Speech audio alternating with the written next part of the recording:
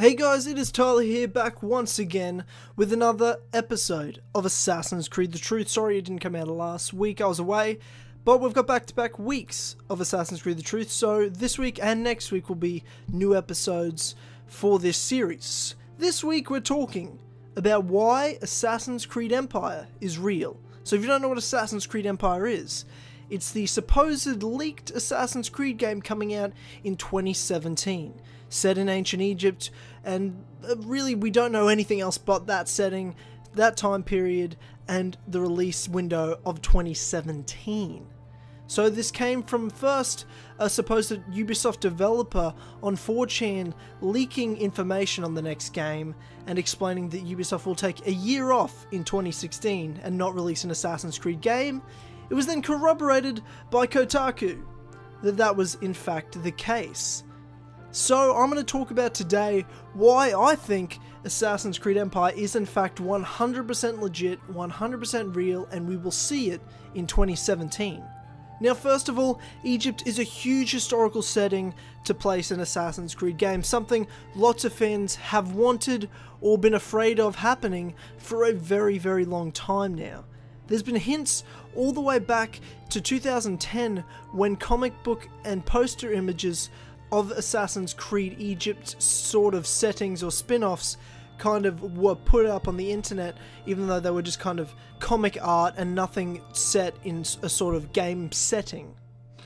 There's been hints all throughout the franchise that Egypt is an important location and country, with cities like Cairo and Alexandria being at the forefront of those important historical areas.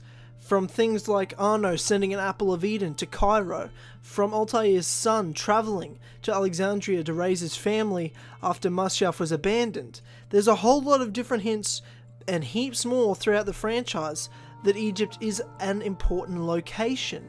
In fact, the Assassin's Creed Council website has a whole site page with lists of hints all throughout the series and franchise that possibly hint and link somehow to Egypt, whether it could be to do with a future game, or really in most cases just to discuss in a relevant setting of the games it was mentioned in, because it had some sort of significance at that time, not actually hinting to any future game. But I'll leave the link to that page in the description so you guys can go snoop around for yourself. Of course there was the Kotaku leak, which is a huge thing. Kotaku have leaked Assassin's Creed 4 Black Flag, Assassin's Creed Unity, and Assassin's Creed Syndicate. In fact, back then it was Assassin's Creed Victory, and it was only 2 weeks after Assassin's Creed Unity had released. Kotaku are responsible for all of these leaks in Assassin's Creed games over the past 3 years. So they're pretty reliable when it comes to this. However, this is their weakest leak so far, because they're going off hearsay and we're supposed to believe what this guy's heard. Now, there's no real reason not to believe it as of yet, but because there just wasn't enough info at the time it leaked, it's kind of like, well, who really knows? He mentioned certain things from Ubisoft are going to take 2016 off was one major point, and they'll release the next game in 2017. They talked about the fact that it'll be set in ancient Egypt, also mentioning settings like ancient Rome, but they're not too sure on that. And they did discuss, though, that the character they'd use could potentially have a trilogy or sequels of games in his settings that can expand then from Egypt, who knows, to possibly Italy or Greece at that ancient period of time. They then went on, of course, to mention other things, such as why Ubisoft is doing this, because of the Unity debacle and how that affected Syndicate sales, and all sorts of things like that. It was a very interesting leak. However, it didn't have any screenshot leaked images or poster items or anything like that had in the last 3 years. Unity, they had screenshots. Victory, they had screenshots. Black Flag, they had a screenshot and a poster image. Like, they've had evidence, whereas this is all hearsay, so it's tough at first to believe. However, as many of you probably know, unless you've been living under a rock, Ubisoft announced themselves on their blog that the team behind Assassin's Creed will be taking 2016 off. And we'll talk later about what they're going to be doing for the future of the Assassin's Creed franchise. Now that's huge news, obviously, because that's 50% of the Kotaku leak 100% confirmed. So when Kotaku just come out of nowhere and talk about that, as well as of course the supposed developer that leaked and said that same stuff on 4chan that Kotaku did corroborate, when they go and say that, that's kind of, like I said, hearsay. You don't know for sure, but when Ubisoft just so happened to 2 weeks later confirm 50% of it, it goes from just being a guess that Kotaku or this 4chan supposed developer made to, okay, clearly they know more than we know and they know something going on inside Ubisoft. So that, to me, itself is confirmation for me that everything else they've said is true. Now, does that mean that in the next 2 years until Empire supposedly comes out, changes won't be made? There's not possible revamps to certain things, and there could be even some huge major changes that they're talking about now? Of course, there's a huge chance that that'll happen. Of course that could happen. However, I do still believe that if they're setting it in Egypt, that is what they're going to go with in 2 years. That's what we will expect in 2017 for the setting of Assassin's Creed. There's also, of course, the fact that it's said to be the Black Flag team working on Empire. Now, if you look at the Black Flag team, you have Ashraf Ismail, who was the creative director or the game director, and you had Darby McDevitt, who was the lead writer. Now, both of those people are supposedly working on a top secret Ubisoft project right now. So that already is a huge indication that this is the game they're working on. You also have Ashraf Ismail himself, who, when Assassin's Creed 4 Black Flag was about to come out, said that he'd love to make a game in Egypt. He wasn't confirming anything, he just mentioned that that's a setting he'd like to see. Now, it just so happens that this is the supposed next setting, and he's also working on a secret project, and he's a part of the team that's working on it. You know, there's so much lining up that it's just so hard not to believe, and to me, it just confirms all those things. Now that to me is the reasons why Empire is real in a real world sense. Now I'd like to talk about my theories of the game and why it makes sense in the actual story of Assassin's Creed that they will be going back to ancient Egypt.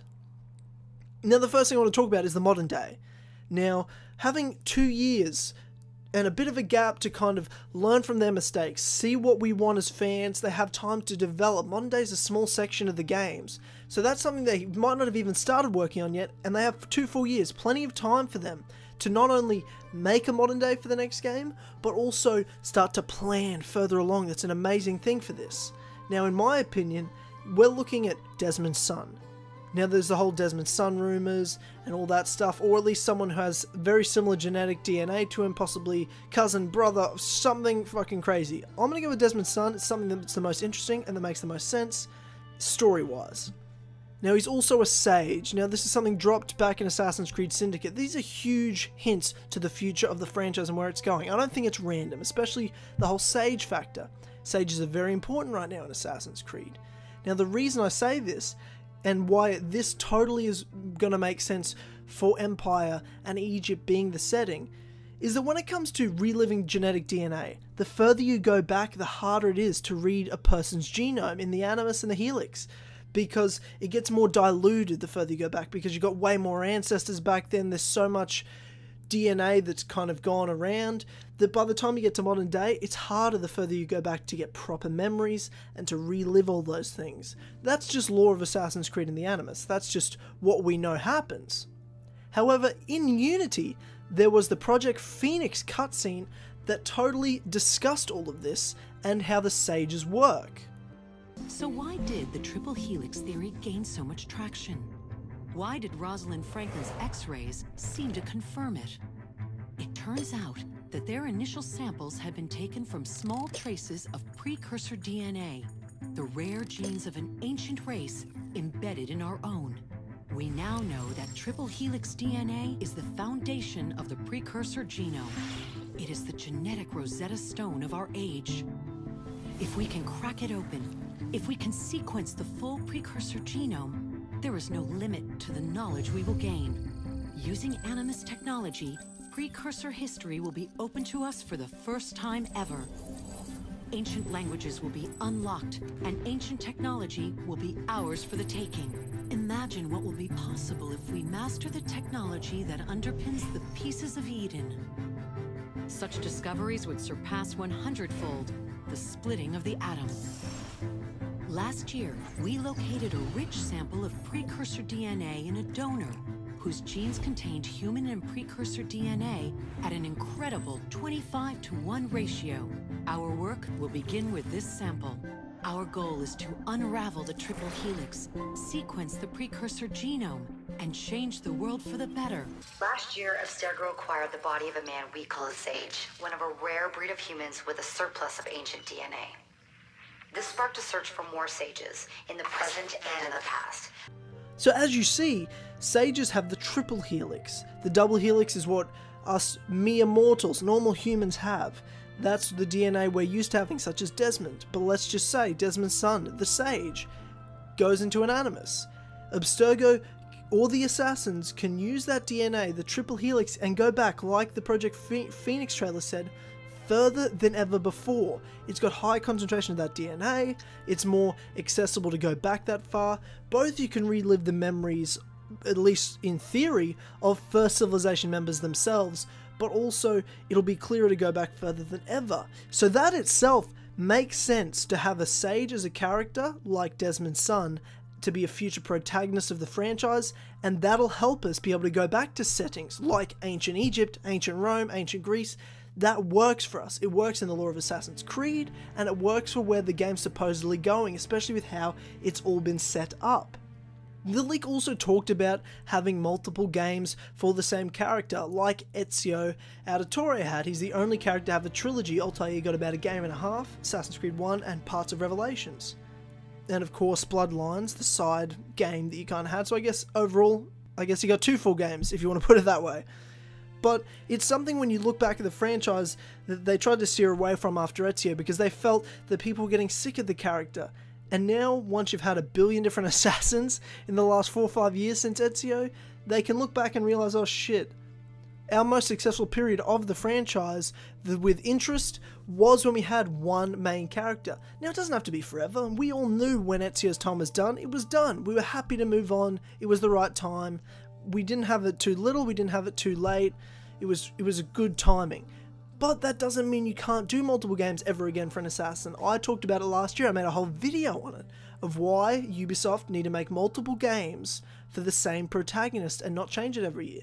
I also said in that video that I don't think it should be Jacob and Evie. I think we need to go back further, get a good time period, like the ancient times of Egypt, Rome and Greece, where you have one interesting time period that you can have one game in, and then you got all these interesting areas in that same time period that you can travel to in the next game and use the same character, like Ezio, who went from, Florence and Venice in 2 to Rome, then to Constantinople. You have interesting settings with multiple areas in that setting. You can have multiple games with one character.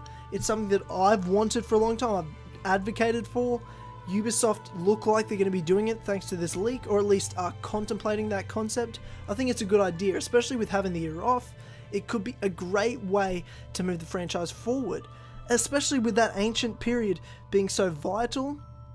So who knows what could be going on in ancient times, to see how the pyramids were built perhaps, to see all this sort of stuff that the First Civilization could be more involved in back when the people knew about them and they were worshipped like gods and things like that. There's so much we could get from a time period, and having a character go to all these interesting places like Greece, like ancient Rome. I know we've gone to Rome, but ancient Rome's totally different. And of course ancient Egypt. There's so many different settings to have multiple characters in there, and getting back to those roots. You don't have to stay with that one character forever. 2, 3 games, that's great. Then move on and do 2 or 3 games again with another character. Committing to those characters keeps us as fans invested in the games, and it keeps us interested and gives us a reason to play, because we're like, oh, I want to play as this character because I want to know what's going to happen next year. I want to know what's going to happen the year after because I'm playing as this character. You want to invest your time and make it worth it by continuing on. And then when it's time, we will know it's time and be like, yeah, fair enough, you've had 3 games with him, or her, let's move on. And then we do the same thing. It's a great sign. It's good to see from the supposed leak, and I think it would be great for the franchise in that time period. And I think it's great in terms of Juno and all the secrets and things that are going on in the modern day with sages that could link going back that far and finding some interesting stories and some truth about maybe how to stop Juno. Who knows? There's a lot that could possibly happen, and I think the time off is a great thing for the planning of the franchise and for Ubisoft to really work on developing the future of the franchise with ancestor characters and also a modern day protagonist with a continuing modern day story and plan to go forward without just kind of figuring out as they go along. Let's plan for the future, and hopefully there's no games every year ever again, and we go every 2 years. That's a perfect amount of time, especially because you have multiple teams working on it. It gives everyone more time, you can invest more people in it. It's a great sign for the franchise, and these are my theories for reasons of why it could possibly be the next setting, but also of course the reasons I think it really is the real setting in terms of all the things we know about the leaks, about Kotaku, about Ubisoft. That's why I think Assassin's Creed Empire is real. Whether it's called Empire or not, it's a codename, who knows. But Egypt is the setting we're going to next. And because we have sages, because we have Desmond's son, and because we have all these things we need to find out to stop Juno, these are why we're going back so far. There's so much going on. I'm very encouraged by what's going on for the future of the franchise, and I look forward to doing more theory videos on the future of the franchise as we go along with this series. Thanks guys for watching. Look forward to more next week as well as going forward for Assassin's Creed The Truth, and I'll see you guys next time. And of course, let me know your thoughts of why Assassin's Creed Empire is real and what you'd like to see for the franchise going forward, both in modern day and for our ancestor character. Is Egypt something you want? Would you like to go have sequels for that character in ancient Rome, ancient Greece? Who knows? Let me know in the comment section below, guys. Thanks heaps for watching. I'll see you later.